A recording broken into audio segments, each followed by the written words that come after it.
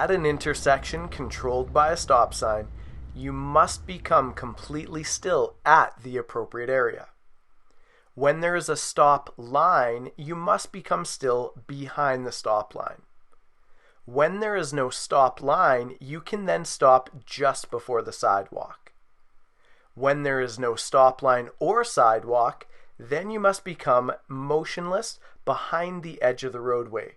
Where the pole is placed into the ground is placed so that you can best see the stop sign and is not meant as a stopping reference point.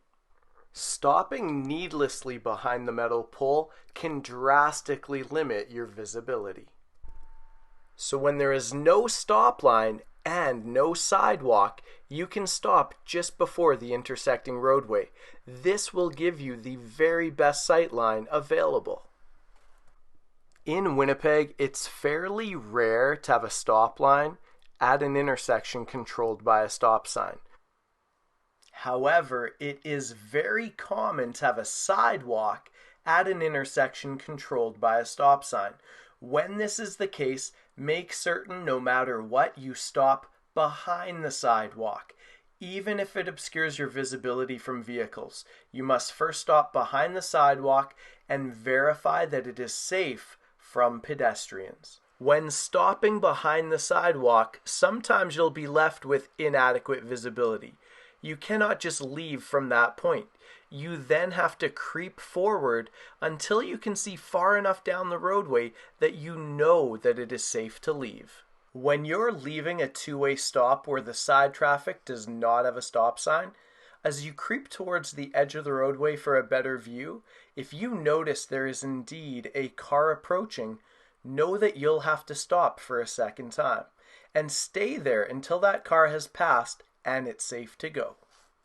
When you stop behind a sidewalk but still have great visibility in all directions and you know that it is safe to leave, please do so. Don't needlessly creep up to the edge of the roadway, stop for a second time for no reason when you can see well and there's no cars coming. A full stop is achieved when your car becomes completely still. Look down at the ground. Is it motionless? If that's the case, you've achieved a full stop. Some people will say hold your stop for 2-3 seconds, and while this is fine, just know that you must become completely still. I would rather you feel foolish and hold it for 1 extra second after you've become dead still, but do not hold it for 4 or 5 seconds needlessly when there's no traffic. As in most cases, that would be seen as hesitant or even incompetent. At a 4-way stop sign, the car that gets there first should leave first. I'll make it a point as I approach the stop sign to not tie anybody. If I'm slightly ahead, I will smoothly win. If I'm slightly behind, I will softly lose speed in an effort to clearly finish second. When there is an actual tie, the car that is on the left should yield to the car that is on the right. Whether the stop sign says 3-way or 4-way, if there's a rectangle below the stop sign on a city-engineered street, that means that all directions should have a stop sign. Keep in mind that anything is possible. What if the night before somebody had physically run over a stop sign, leaving it on the ground?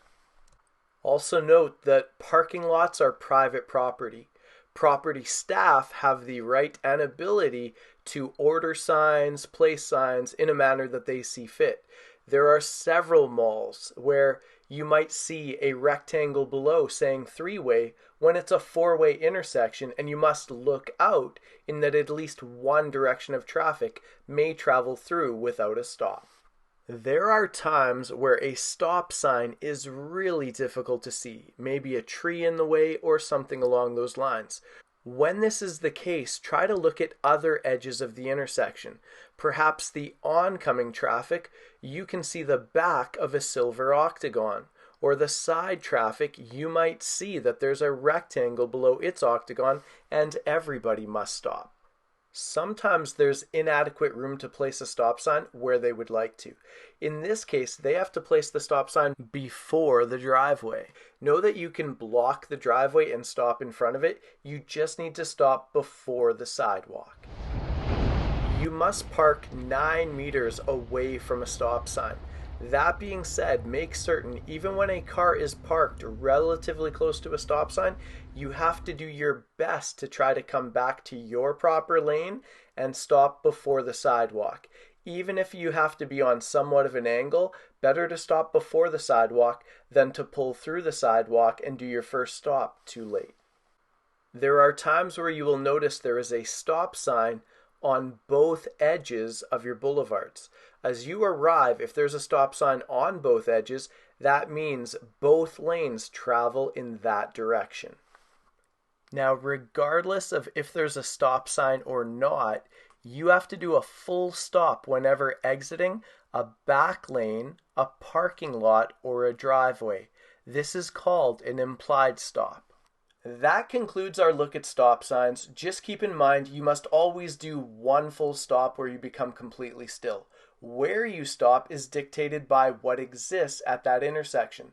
So you will stop before a stop line if one exists, before a sidewalk if one exists, or just before the edge of the roadway if neither a stop line or sidewalk exists. Before leaving a two-way stop, make sure you have great visibility. At a four-way stop, the first car to arrive should be the first car to leave. If there's a tie, the car on the left should yield to the car on the right.